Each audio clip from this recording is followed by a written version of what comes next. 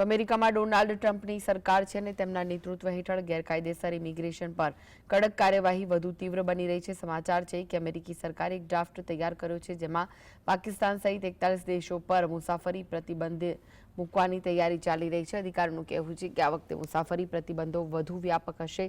ટ્રમ્પે તેમના પ્રથમ કાર્યકાળમાં 7 મુસ્લિમ બહુમતી ધરાવતા દેશોના પ્રવાસીઓ પર પ્રતિબંધ મૂક્યો હતો, પરંતુ આ વખતે પાકિસ્તાન, અફઘાનિસ્તાન અને ભૂતાન સહિત કુલ 41 દેશોમાં અમેરિકાની રડાર પર છે, જેના પર યુનાઇટેડ સ્ટેટ્સ મુસાફરી પર પ્રતિબંધ મૂકવાની તૈયારીમાં છે। અમેરિકામાં ડોનાલ્ડ ટ્રમ્પ વહીવટીતંત્ર ગેરકાયદેસર રીતે સ્થળાંતરને રોકવા માટે કામ કરી રહ્યું છે।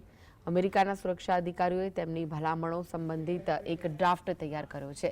તેમાં પાકિસ્તાનનો 26 દેશોમાં સમાવેશ કરવામાં આવ્યો છે, જેમને અમેરિકી વિઝા જારી કરવા પર આંશિક સસ્પેન્સનો સામનો કરવો પડી શકે છે। જે દેશો પર કાર્યવાહી કરવાની તૈયારી ચાલી રહી છે તેમાં તુર્કમેનિસ્તાન, બેલારૂસ, ભૂટાન, વાનુઆતુનો સમાવેશ થાય છે। વાનુઆતુ તાજેતરમાં ત્યારે ચર્ચામાં આવ્યું કે જ્યારે ભાગેડુ અને આઈપીએલના પૂર્વ ચેરમેન લલિત મોદીએ દાવો કર્યો હતો કે તેમણે ત્યાંનું નાગરિકત્વ મેળવ્યું છે।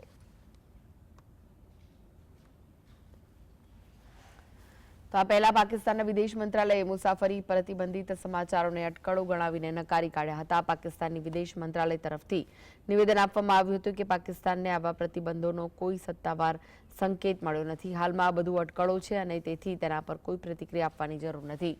અમેરિકા અને પાકિસ્તાન વચ્ચે તાજેતરમાં ત્યારે તણાવ વધ્યો જ્યારે તુર્કમેનિસ્તાનમાં તૈનાત પાકિસ્તાની રાજદૂત કે એહસાન વાગનને આ અઠવાડિયે અમેરિકામાં પ્રવેશ કરવા દેવામાં આવ્યા ન હતા।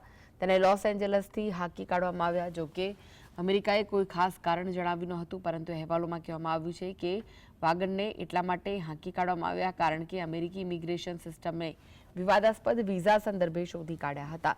નવા ડ્રાફ્ટ અનુસાર 10 દેશોને રેડ લિસ્ટમાં રાખવામાં આવ્યા છે, જેના નાગરિકોના વિઝા સંપૂર્ણપણે સસ્પેન્ડ કરવામાં આવશે। આ દેશોમાં અફઘાનિસ્તાન, ક્યુબા, ઈરાન, લિબિયા, ઉત્તર Korea, Somalia, Sudan, Syria, Venezuela અને યમન સામેલ છે। જણાવી દઈએ કે 20 જાન્યુઆરીએ પદભાર સંભાળ્યાના પહેલા જ દિવસે ટ્રમ્પે એક એક્ઝિક્યુટિવ ઓર્ડર પર હસ્તાક્ષર કર્યા, જેમાં કહેવામાં આવ્યું હતું કે સુરક્ષા જોખમો શોધવા માટે અમેરિકામાં પ્રવેશતા કોઈપણ વિદેશી નાગરિકની વ્યાપક તપાસની જરૂરિયાત પર ભાર મૂકવામાં આવે।